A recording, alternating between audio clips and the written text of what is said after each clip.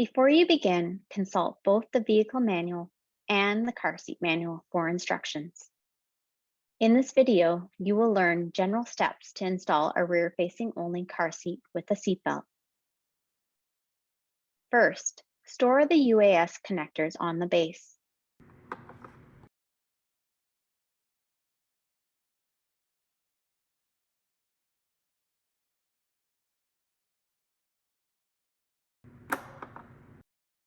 Position the base on the vehicle seat.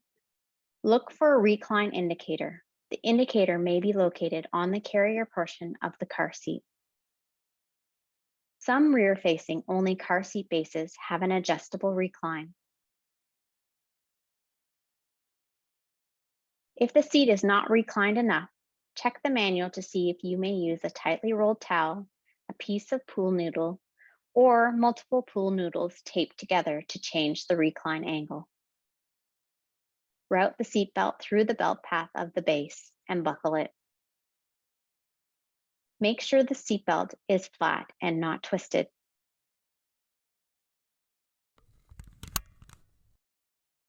Switch the seatbelt to automatic locking mode by slowly pulling the shoulder belt all the way out. Check to make sure the seatbelt is locked by letting it back in a bit and tugging to check that it's locked and doesn't loosen again. Pull on the shoulder portion of the seatbelt close to the buckle to get the lap portion tight. Do not climb onto the base. Try standing in the vehicle and pushing towards the vehicle seat, or standing outside of the vehicle and pushing in with one knee, or try leaning over the car seat and pushing down with your hand. Test for tightness at the belt path. The car seat base should move less than 1 inch in any direction, side to side and front to back. Double check the recline angle. If the indicator is on the carrier, you will need to attach it to the base for this step.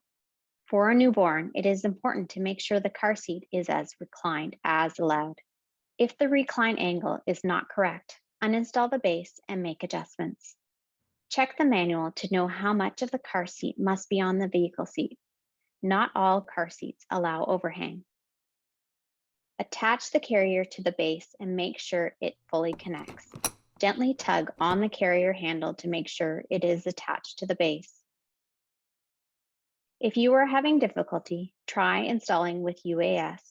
Try a different seating position in the vehicle, or if allowed, try installing the carrier without the base.